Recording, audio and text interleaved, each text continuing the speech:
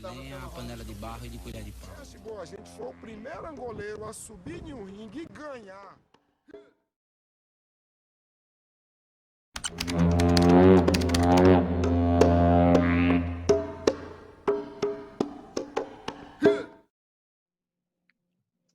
Boa noite, mestre Marco Antônio. Boa noite. E como vem fluindo de uma forma positiva, né, eu decidi que seria bacana abrir para a comunidade, para que quem tiver interesse, né, na oralidade, em falar de capoeira, e achei interessante que todo mundo participasse, até porque eu acredito muito que conhecimento não se nega para ninguém, né? Como o mestre Kaká sempre fala, um bom mestre guarda segredos, mas não nega explicações. Então, decidi abrir as portas do Falando Capoeira para qualquer pessoa que tiver interesse em participar. E os convidados de hoje são o mestre Marco Antônio e o mestre Kaká Bonatti, né? Beleza? O tema de hoje é a liberdade na capoeira, né? E esse tema é um tema muito complexo, porque a gente vem presenciando muitas coisas hoje que vem acontecendo no meio da capoeira, né? Principalmente até onde vai a liberdade do capoeirista? O que o capoeirista pode fazer com a capoeira? Será que ele se sente no direito de treinar 5, 10 anos com o seu mestre por uma discussão, às vezes abrir a sua própria escola sem mestre, capoeira sem mestre, capoeira sem direção, sem uma ou fazendo um conceito diferente, saindo colhendo várias informações com várias pessoas, às vezes se compreender muito essas informações e montando algo que ele acredita, mas realmente às vezes não tem um compromisso com o processo histórico, né, da capoeira. Então, esse é o tema de hoje, beleza? Vamos fazer perguntas e falar coisas relacionadas ao tema. Da minha parte, eu gostaria primeiro de fazer uma observação. Não vai aqui, da minha fala, nenhum conteúdo de querer ser dono da verdade, entendeu? O que eu falo aqui são meramente reflexões do dia a dia da capoeira, né? O que a gente viveu, da vivência da minha vivência e também da minha leitura e de minha visão do mundo também, né? Então, o que nós vamos conversar hoje aqui, ela exige um campo da subjetividade muito grande. E precisamos, então, vai entrar uma série de conceitos e de visões de mundo, do que cada um considera capoeira. Por isso que a mestra Janja, com muita propriedade no trabalho que ela escreveu, coloca a capoeira como uma coisa polilógica, polissêmica, né? Aí que você, então, pode observar de vários ângulos. E ela tem diversas linguagens também, várias interpretações, né? Uma coisa multidisciplinar. Então, meu pontapé inicial é nisso. Eu queria escutar também a opinião do Marco Antônio a respeito disso, para que depois a gente comece a respeito dessa conversa da subjetividade. E, a partir daí, eu queria voltar a falar, para falar um pouquinho do núcleo, vamos, na falta de uma palavra melhor, de um termo melhor, do núcleo essencial da capoeira, para que a gente possa discutir a liberdade dentro dela. Esse livro aqui o mestre Kaká me deu, né, no Muniz Sodré, Pensando na Go. E aí o prefácio, né, a primeira página do livro, assim, eu comecei a ler agora. Fala justamente da ideologia do centralismo europeu em relação ao pensamento, né, do que é a filosofia, o que é que a gente tem que aprender como humanidade, o que é o conhecimento, né, aceitável. E a gente, de repente, está na capoeira, praticando uma arte, vocês sabem, com um tronco linguístico e cultural africano muito forte, né, que tem esse peso da África, que depois chega no Brasil e cria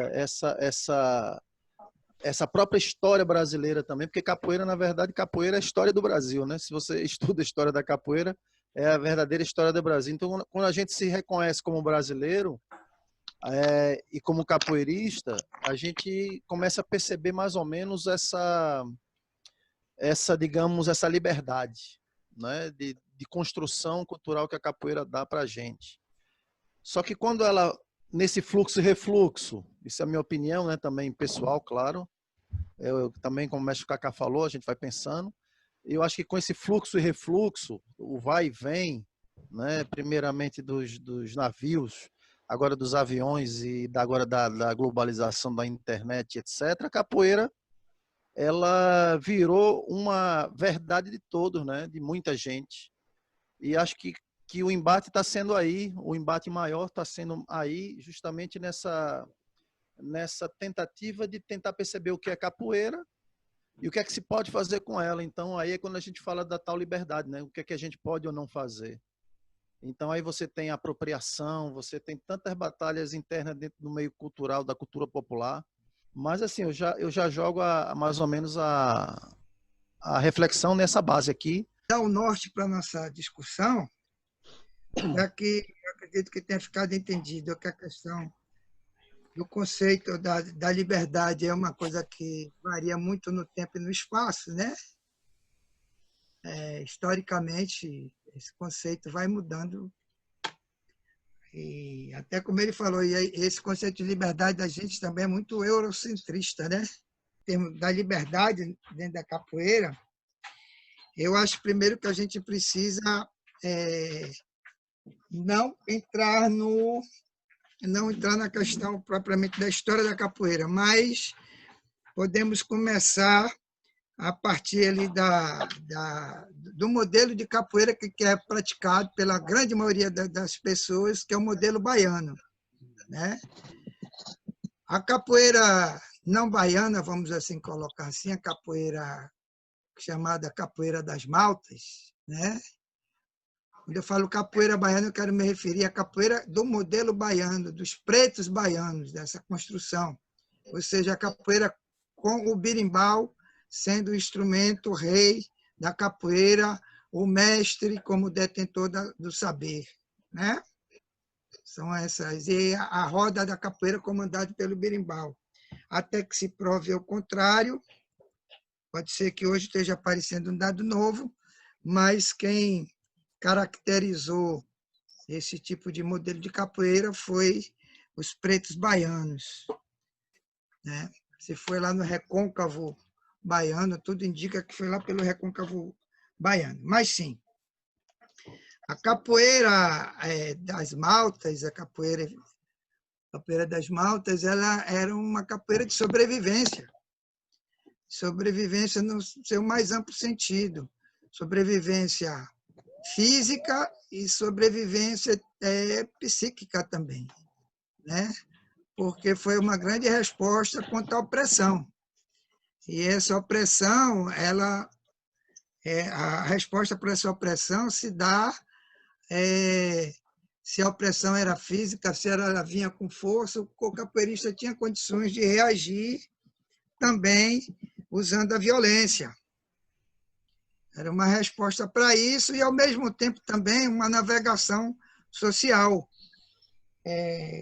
Quem tiver, por favor, eu aconselho, estou lendo esse livro aqui, ó, A Valentia e Linhagem, uma história da capoeira, que mostra muito bem isso, né? Como é que os valentes conseguiam uma ascensão social, uma navegabilidade social e uma vamos dizer aí, visibilidade social. Mas a capoeira baiana, ela já entra como um contraponto a essa capoeira das maltas, porque ela dá já começa, vamos dizer assim, a própria expressão dela, o próprio ritual dela vai pela uma subjetividade muito grande, né? E essa subjetividade é que eu chamo de núcleo essencialista da capoeira baiana, que, para mim, conceitua o que é capoeira. Entendeu? Porque a palavra hoje capoeira é um guarda-chuva enorme que que embaixo dele tem um monte de experimentações, a partir desse núcleo central essencial da capoeira baiana. E esse núcleo essencial, ele é, vamos chamar assim, os fundamentos subjetivos da capoeira baiana seria a oralidade, o tribalismo, a religiosidade, a corporalidade e a musicalidade. E o que juntaria, o que condensaria toda esses itens subjetivos, esses fundamentos subjetivos, seria exatamente a malícia e mandinga, né? Estaria fechada em tudo isso, que é expressado no maior lugar para acontecimento da capoeira, que seria a roda de capoeira, né? Então, quer dizer, o mandingueiro malicioso é pelo próprio compromisso dele com a capoeira, ele traz dentro de si todas essas subjetividades, a oralidade, o tribalismo, a religiosidade, a corporalidade e musicalidade. Ele traz isso dentro. À medida, evidentemente, que pelas relações políticas e sociais que foram acontecendo desde o século XIX até a presente data, cada geração a capoeira vai se modificando, vai se adaptando, né? E termina dentro de uma coisa que o Fred Abreu chamava, uma frase que eu acho que é muito sintética: não deforma a forma, nem forma a forma. Ou seja, aquela parte camaleônica da capoeira, né? E você vai tendo várias experimentações. Inclusive, se nós formos pegar Bimba e Pastinha, nós vamos ver que eles também fizeram experimentações dentro da capoeira, né? Eles mudaram a capoeira, certo? A grande vantagem deles, em termos de experimentação e de criar formatos para a capoeira, é que eles faziam parte desse núcleo criador. Eles estão no local, no nicho, aonde se cria, se conforma essa capoeira. Eles são os modeladores da capoeira baiana. As outras experimentações que foram acontecendo em torno da capoeira baiana, eu estou falando da capoeira baiana, né? Que hoje nós podemos colocar como capoeira contemporânea, e a própria contemporaneidade que existe na capoeira tradicional, tanto Angola quanto regional, elas são experimentações de alocações, e hoje envolve o famoso mercado, né? O Deus mercado. E aí eu vou parar um pouquinho para dar essa coisa que eu queria falar mais de forma geral, que hoje talvez o maior modelador da capoeira é o mercado, né? O mercado da sociedade de consumo, né? Porque você mudou muito a estrutura, as condições históricas, objetivas, lá do começo, do final do século XIX para o ano 2020, essas condições mudaram muito. Não são mais os modeladores da capoeira os ancestrais. Hoje em dia, se atende a um mercado internacional, né? De consumo mesmo. Claro, evidentemente que no meio disso há pessoas que mantêm esse núcleo essencial, né? Marcos, aí quem quiser pronunciar, fique à vontade. Mas a gente acaba sempre abordando um pouquinho também o fator histórico, né? Da própria capoeira. Quando a gente vai tentar construir essa forma da capoeira, a gente vai tentar buscar primeiro a ancestralidade e a oralidade, portanto, a gente vai tentar entender a história, tentar saber quais são as bases históricas dela e o que é que até hoje não está, digamos, entre aspas, imutável, não é?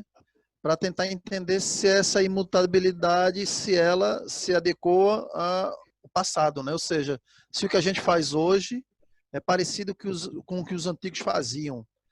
Aí a gente entra nesse campo do que é permitido em relação à cultura, do que é recriação, né? Porque até às vezes na cultura se fala, né? Nada se cria, tudo se copia. E dentro dessa base também, por causa do mercado e a necessidade de se criar alguma coisa dentro desse mercado para o consumo, isso também acaba por retirar essa necessidade de ter que fundamentar alguma coisa. Então, eu olho muito essa massificação da capoeira também como um movimento, e a exportação dela como um movimento que influenciou bastante a capoeira de hoje, né? Que influenciou bastante. A gente sabe que a cultura ela é cíclica, portanto, o que era ontem deixou de ser, amanhã volta a ser de novamente, quer dizer, tudo vai e vem. E eu acho que nessa base aí, ou seja, o que é que ficou até hoje dos antigos, acho que essa construção que o mestre falou, acho que é importante para a gente entender o que é que a gente pode fazer com a nossa liberdade, não é? Porque a gente, mas às vezes não deve, né? Tem essas diferenças, né? Coisas que a gente vai aprendendo. Quando eu cheguei na capoeira, quando eu embarquei na capoeira, ela já estava, ela já se formava, né? É evidente que ela vai ter um pouco de mim, um pouco de todo mundo, mas eu tenho que tentar entender se aquela estrutura que eu encontrei, aí eu estou falando aqui, por exemplo, de roda mesmo, né? De roda de capoeira, ou de filosofia de capoeira, o que é que a gente pode manter, o que é que a gente deve manter para poder a liberdade de todos os praticantes, né, ela poder existir, e a aceitação, porque eu aceito muito a diferença quando eu entendo a diferença, porque se o cara pega o berimbau gunga e bota num lado ou no outro, ou no meio, se eu entendo por que ele coloca ali a fundamentação dele, tá tranquilo. O problema é quando eu não entendo isso e acho que aquela liberdade dele está me ofendendo. Então, eu acho que também parte muito de que os capoeiristas devem ter uma visão mais alargada, mais democrática dessa diversidade da capoeira, que é o que mantém a capoeira viva até hoje, né? Porque se fosse uma coisa só, acho que não sobreviveria. Eu acho que é justamente essa coisa eclética que a capoeira tem que faz ela chegar como chegou, né? Às vezes a Tá gente está chegando. tentando sintetizar toda uma complexidade muito grande da capoeira, né?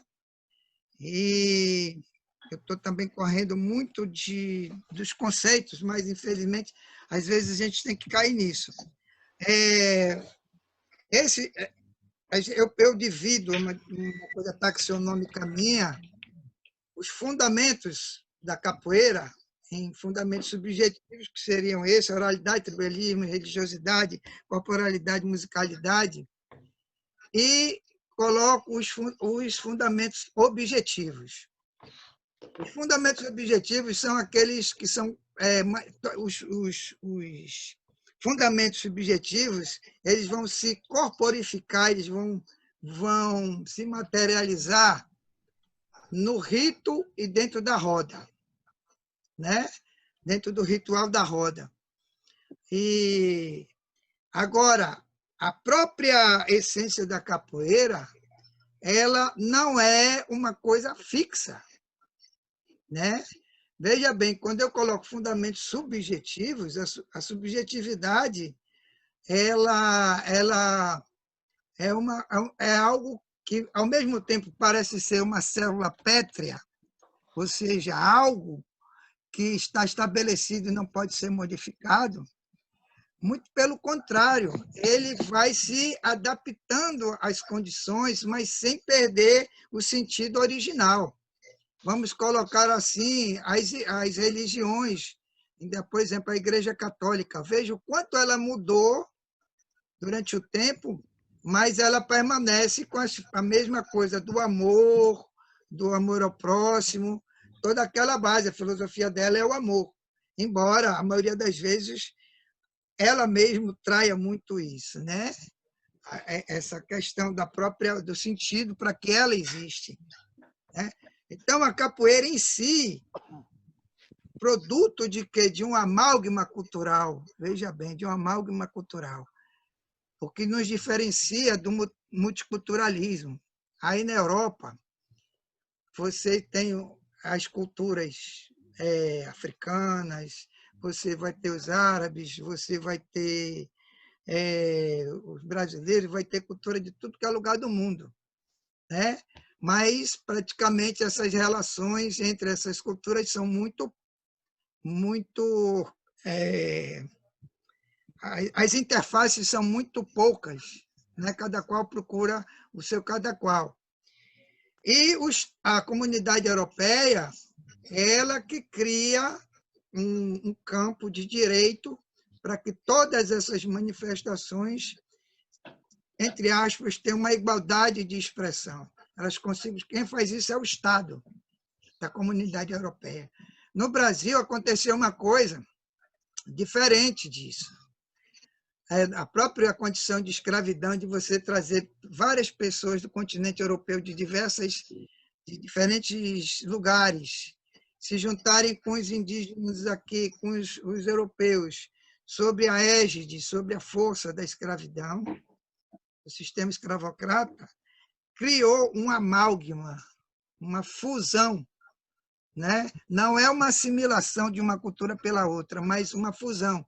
Tanto que, quando você procura a origem disso, você só vai, cada vez mais, você não encontra nada de concreto, porque você já não sabe mais quem influenciou quem, de onde é que veio aquilo, se fundiu.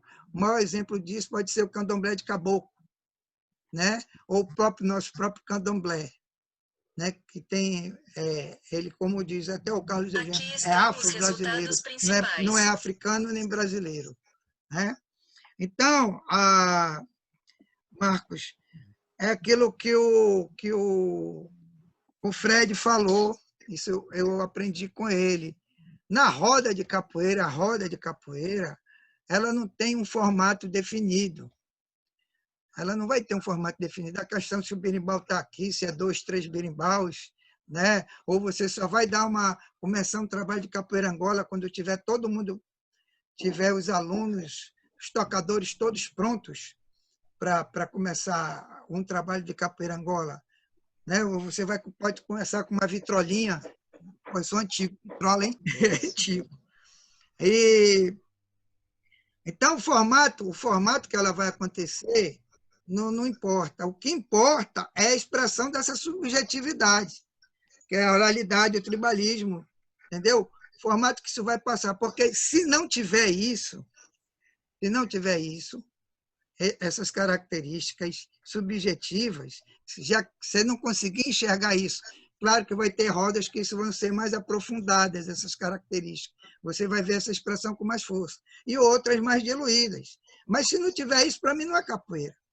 Não é a capoeira do modelo baiano. Pode ter umas capoeiras mais essencialistas, outras não. Vai ser uma outra coisa. Uma outra coisa, né? Como aconteceu, por exemplo, com o karatê ou com o kung fu. E ele tem uma essência toda envolvendo uma espiritualidade, vem para as Américas, né? E ficou sua parte de combate mesmo.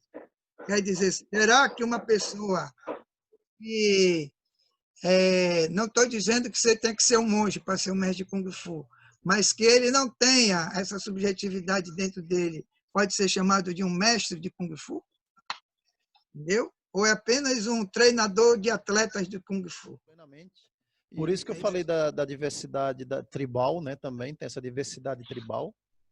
E o judô que se pratica, né, hoje em dia, por exemplo, para uma Olimpíada, que é um judô esportivo, olímpico, em que determinados tipos de movimentos foram retirados em prol da competição, porque foi um caminho em que uma parte dos praticantes decidiram traçar ou correr atrás, como hoje na capoeira também se tenta, né, com muita força. Tem uma parte dos capoeiristas que vem na desportivização da capoeira um modelo super de valor para a capoeira. Isso se luta, o senhor sabe, desde as décadas de 60, 50 já se luta para isso, né? Para esse reconhecimento esportivo da capoeira. Né? Então, Desde o final do século XIX. Pois é. Então, essa luta, né, para que a capoeira possa ingressar e estar dentro desse modelo em relação às estruturas de que ela faz parte, que seriam imutáveis, né? Quando chega na Europa, ou quando chega para o mundo, ela também acaba por receber essa influência também dessas outras culturas, desses outros saberes também, né? E aí, como o Contra-Mestre Capacete começou aqui, a conversa foi justamente do que o pessoal vai criando e qual seria o limite dessa liberdade para que a capoeira se mantenha como ela é. Será que ela vai ser daqui a 50 anos o que ela é hoje? Por isso que, por exemplo, aquela coisa do Museu da Capoeira que eu estou fazendo na internet aí, que é pegar vídeo antigo, entrevista de mestre, oralidade, colocar lá, é justamente para daqui a 30 anos, 40, sei lá, daqui a quanto tempo o povo vai se interessar para isso. Mas quando alguém quiser saber quem foi o mestre Cacá, o que é que ele pensava, e os mestres da sua geração, de onde vieram, o que construíram, o que passaram, é isso aí que vai fazer aquela capoeira daqui a 30 anos ou 40 voltar ou fazer uma tentativa de voltar àquilo que se era. Portanto, porque se essa oralidade se perder, isso que a gente está fazendo aqui se perder, a capoeira corre um grande risco, né? Então, eu acho que é isso. A liberdade e a libertinagem, né? Que é a diferença entre uma e outra, né? Saber usar a liberdade. Acho que isso aqui é importante dentro do universo da capoeira para a gente manter ela. Tem algumas pessoas que fizeram algumas perguntas. Eu também gostaria de puxar, né, mais um assunto em relação... Kamikaze, vai! Então, porque às vezes eu sou aluna, não? E às vezes os alunos conversam, não? E várias vezes todo mundo sempre fala assim, não? Que tem muitos alunos que estão muito motivados em aprender, em conhecer, em jogar, em ir em roda. Às vezes treinar com pessoas diferentes, mas sempre com a fidelidade da escola, não? Do mestre, do professor, não? Mas às vezes você gosta de outro mestre, gostaria de fazer alguma aula, ou de repente você se dá bem com outro grupo e gosta de visitar ele.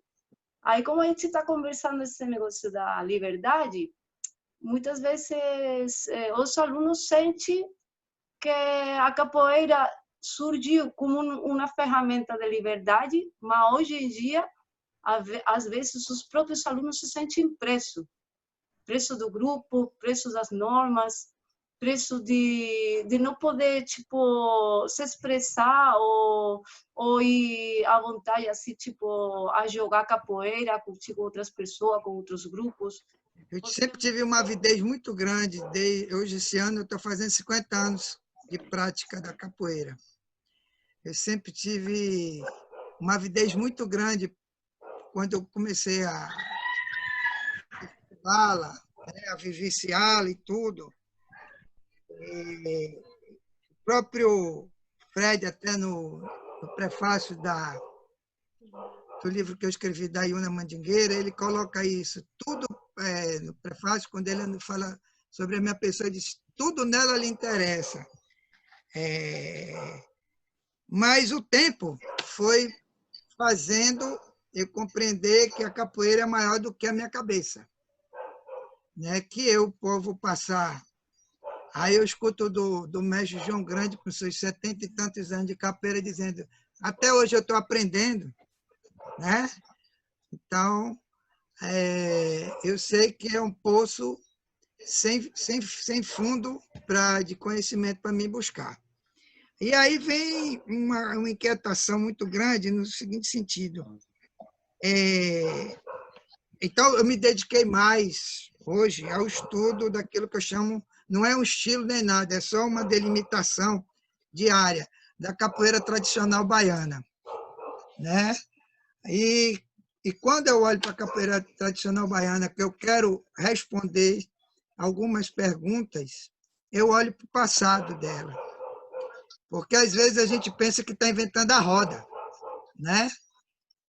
Claro que, com o tempo, a complexidade social vai aumentando. Né? A complexidade, hoje em dia, a sociedade se tornou extremamente complexa.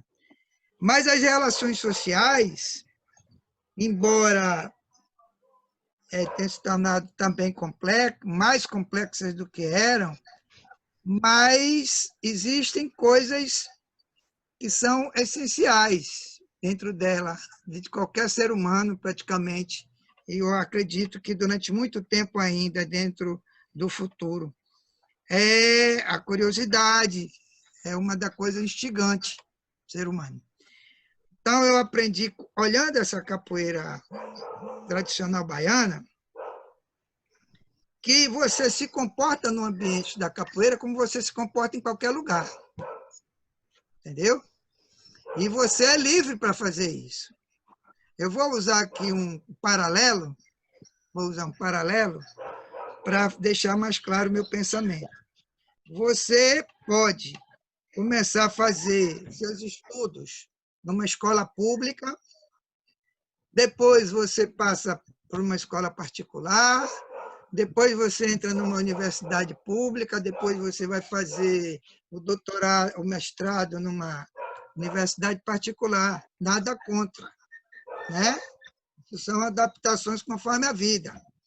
Agora, fica um pouco complicado se você, de manhã, no seu curso básico, um aprendizado básico, você estuda num colégio militar, à tarde você vai estudar no colégio religioso, de noite você vai estudar numa escola laica. Entendeu o que eu quero dizer? Grades curriculares diferenciadas, professores diferenciados, a própria filosofia dos colégios, dos centros de ensino, são totalmente díspares, totalmente diferentes uma das outras, né? O mestre Bimba, por exemplo, não queria que os alunos dele fossem praticar roda de rua, mas ele sabia que Camisa Roxa jogava na rua, sabia que um monte de alunos dele jogavam na rua, embora ele proibisse, não queria que os alunos fossem. E, ao contrário, esse processo, por exemplo, pegar o caso do Camisa Roxa, e nas rodas do capoeira, dos Angola, dos capoeiristas de Angola, lá da capoeira Angola, enriqueceu muito a capoeira dele, assim como o caso do Paulo Limão, lá em São Paulo, quando o mestre Bimba vai lá em São Paulo, quem tocou o São Bento Grande foi um angoleiro. São Bento Grande é regional, né? Foi um angoleiro. É onde você vai ficar de um canto para outro, bolando na sua formação básica de capoeira, ou até quando você vai adquirir essa consciência, essa autonomia como capoeirista, né? Como capoeirista, uma pessoa já consciente do que é a capoeira dentro de você, e você vai andar por onde você quiser, entendeu? Você chegar em qualquer roda, seja em qualquer lugar do mundo, você só de longe, né? Você vê a 50 metros da roda, você vê se aquela roda é boa ou não. Né? Não vou falar como, porque aí você faz parte da sua construção para aprender, né? Entendeu? Mas não é preciso nem ver quem está jogando, só de longe você já vê se ela é boa ou não. Entendeu? Se ali tem axé, vamos colocar assim, né? Entendeu? Então é isso. Uma coisa é essa formação básica, eu acho que você tem que escolher uma pessoa que lhe dê um rumo dentro disso, né? E se você escolher um bom mestre, essa pessoa vai lhe abrir os caminhos todos, entendeu? Sabe? Ele vai... No candomblé é pior ainda. A coisa é mais dura, porque quem muito pergunta, o abian, a pessoa que está começando no candomblé, como quando ele começa a perguntar muito, as pessoas mais velhas já olham de cara feia para ele. Está querendo saber muito. Mas sabe por quê? Não é negar o conhecimento. É porque a forma que o conhecimento é transmitido. Aí que vem a oralidade, é você estar junto fazendo, aprendendo fazendo. Entendeu? Não é uma pessoa chegar e dizer, olha, é assim, assim, assado. Entendeu? Então, essa oralidade e o tribalismo, você fazer parte de um grupo, se sente uma família incluída nisso, é que vai te dando o lastro capoeirístico. Vai chegar um momento que você vai estar livre, mesmo. Você vai chegar em qualquer... Ó, eu vou só para concluir aqui, que eu falo que nem falo muito, mas veja bem, uma vez, eu até falei outro dia, a gente conversando agora com o Capacete, sobre o tema antes, pra gente, eu citei uma situação minha e do Fred.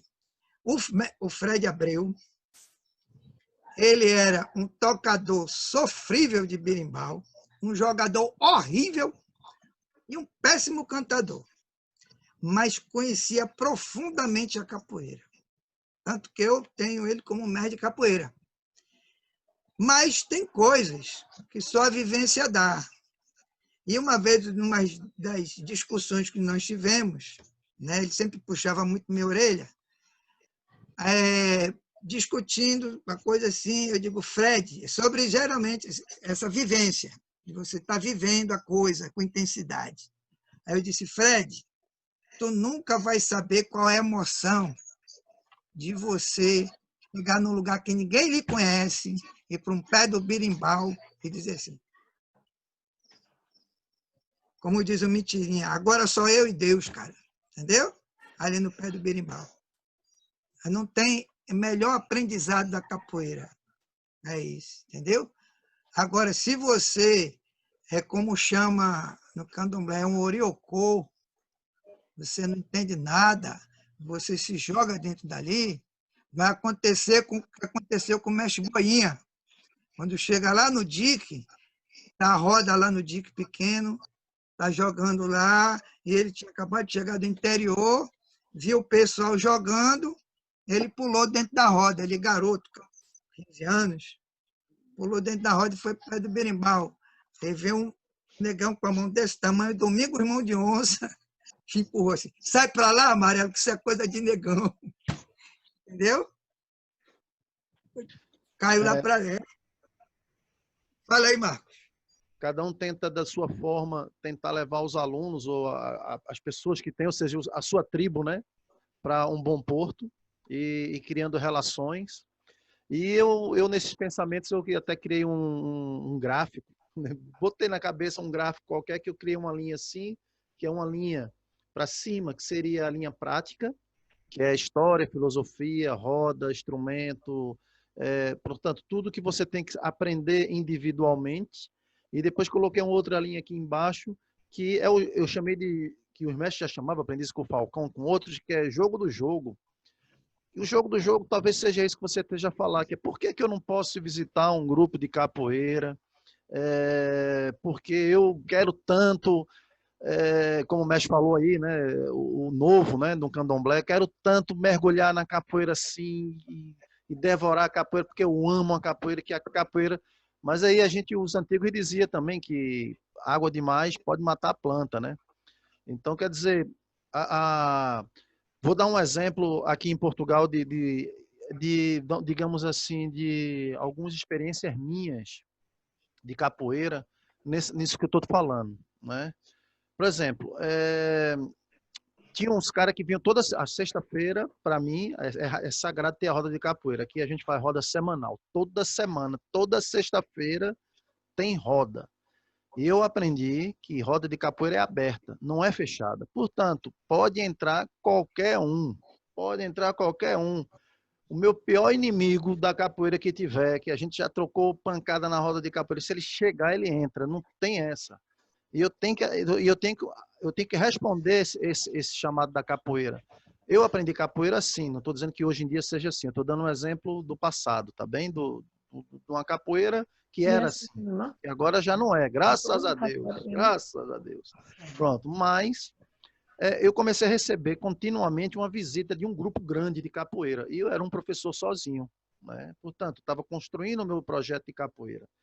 Mas os caras chegavam de 5, 6, 8, para quê? Para chegar na roda e meter a lenha para cima e, digamos assim, me humilhar na frente dos meus alunos para ver se pega os alunos. Quer dizer, isso é o tal jogo do jogo. É o tal jogo do jogo. E isso é para te dar um exemplo que, às vezes, essa troca de experiência dentro da capoeira e da forma de ver capoeira é muito diversa. O que é que acontece? eu fui para o Brasil 3 meses. A gente ficava 3 meses no Brasil para rodar, jogar capoeira, como o mestre Cacá falou, né? E aventurar. E eu disse assim aos alunos, olha, não podem fazer visitas, né? Porque qual era o meu medo? Era que dentro daquela situação, eu não estando em Portugal, por exemplo, o aluno ia visitar, de repente ele poderia tropeçar num determinado fundamento da roda, criar uma situação qualquer em que poderia se machucar em jogo ou em situações e criar ou desrespeitar o próprio mestre, né? Porque pode ser das duas formas. Isso poderia criar, a nível da tribo, um problema. Isso é um fato, né? O outro é que depois esse pessoal começou a dizer, a gente vai fazer uma roda de capoeira agora todo domingo na rua, aberta para todos, uma roda democrática, porque a capoeira é liberdade, e a capoeira não sei o quê, dananã. Aí eu olhei para ele assim, aí entra o mercado. E eu olhei para ele e disse assim, ele toda vez pedia para falar na roda, eu nunca deixava ele falar, porque eu sabia que ele queria ficar com essas conversas, né, de fiada. E no dia que eu disse a ele, então pode falar, ele falou dessa roda de domingo e queria convidar todo mundo aqui para participar dessa roda de capoeira maravilhosa, em prol da liberdade, né? E que é para a gente poder estarmos juntos. E eu olhei assim, disse, tudo bem, mas só quem pode ir daqui do grupo são os capoeiristas mais graduados, aqueles que têm mais experiência. Os que estão comigo há mais tempo. Os iniciantes não podem. Ou seja, por quê? Porque eu sei que uma pessoa que tem mais tempo comigo conhece mais a minha forma, ou as formas que eu tenho, digamos, como mestre, de que como é que ele visita, como é que deve se comportar numa roda. O iniciante não vai ter essa percepção. E pode ser perigoso tanto para o iniciante como para a capoeira. Mas moral da história, 2 meses eu no Brasil, começaram aí vários grupos de capoeira para essa roda de rua.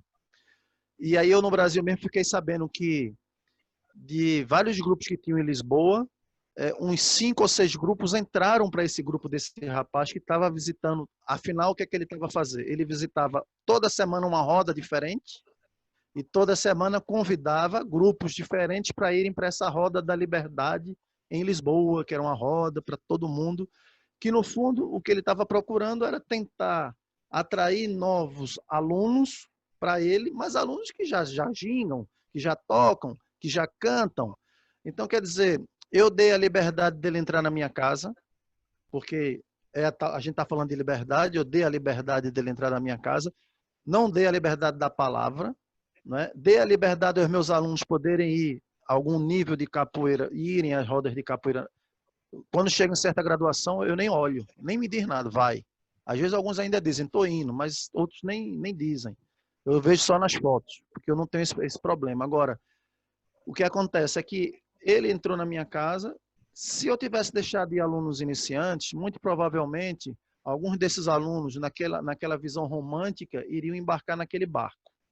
Não é? Agora, se você me perguntar, hoje em dia, daquela época, isso foi uns 15 anos atrás, ou 20, sei lá, daquele tempo, de todos aqueles que entraram para lá, nenhum está. Mas nesse grupo, nem ele mesmo está no grupo que ele defendia. E eu pergunto, quem ganhou? A capoeira perdeu. Perdeu ele, perdeu os praticantes. Quer dizer, todos nós perdemos, porque às vezes as pessoas tendem a querer criar determinados tipos de, entre aspas, verdades, e em prol dessa bandeira da liberdade, produtos, e aí é quando a gente nunca sabe se é realmente a pessoa está falando de liberdade ou se ela está falando de um produto. Porque o Chico Sainz, né, o nosso poeta lá de Pernambuco, dizia que eu me organizando posso desorganizar. Então, quer dizer, até mesmo para você ser anarquista, você tem que ter uma organização anárquica. Você tem que organizar para poder desorganizar. Então, hoje em dia, na capoeira, existe muito essa desconfiança, às vezes, quando as pessoas querem abrir fronteiras e criar, fala de desconstrução, de não sei o quê. Você olha, eu pelo menos tenho um pouco, porque eu nunca tive muitas experiências positivas nesse sentido. Por isso que aqui, os meus alunos, eles são livres, né? Por exemplo, o aluno pode me dizer, olha, eu sinto mais afinidade com esse trabalho. Né? Eu tenho um aluno meu que sai de mim e vai treinar com o meu aluno, meu professor ou meu contramestre. Mestre, eu quero ir treinar com o professor. Eu digo, vá, né? Tranquilo, porque é lei de afinidade, isso acontece. Mas o problema é quando as pessoas começam a criar, ainda mais com esse mundo da internet, que é um mundo em que todo mundo tem acesso a tudo. Eu lembro de, às vezes, ter pessoas aliciando alunos de outros pela internet, pelo Facebook, por conversa. Então, às vezes as pessoas tendem, depois fica assim, ou fica muito fechado, aí o grupo torna-se uma muralha e ninguém entra, impenetrável, é só ali dentro, não é? Ou então fica aquela coisa que não, tudo aberto e nada de ninguém, mas também depois essa liberdade vira algo que não leva a capoeira no sentido, como o mestre Kaká falou, ancestral, no sentido de construção coletiva, que é a alma da capoeira, né? Que é a alma da capoeira. Por isso que eu estou aqui, não é? Quer dizer, por exemplo, eu estar aqui, o Contramestre Capacete, a gente teve que se ver várias vezes, teve que conversar, criar uma afinidade, criar eu tive que ver ele jogando em roda, vi ele tocando, vi ele dando aula, vi ele fazendo tudo. Conheci o mestre dele, a família dele, os amigos dele, e aí sim, as minhas portas se abriram. Ela não se abre de qualquer forma, assim, não é fácil abrir uma porta. Né? Então, o pessoal que quer... O mestre Kaká falou que isso de você às vezes estar em muitos lugares e às vezes não está em lado nenhum, isso é pertinente também, mas também é pertinente refletir por que eu vou, para que eu vou, como eu vou. Por exemplo, eu tenho roda de sexta, meu aluno sai daqui, vai para a roda do outro. Aí, na semana seguinte, o outro nunca vem na minha roda, nem os alunos dele. Eu digo, então, vocês vão contribuir e não existe a troca? Se a capoeira é uma troca, né? Também tem isso. Então, eu passo aí a palavra agora e axé para todo mundo. Eu saí, cheguei lá embaixo, Nem a panela de barro e de colher de pau. a gente foi o primeiro angoleiro a subir em um ringue e ganhar.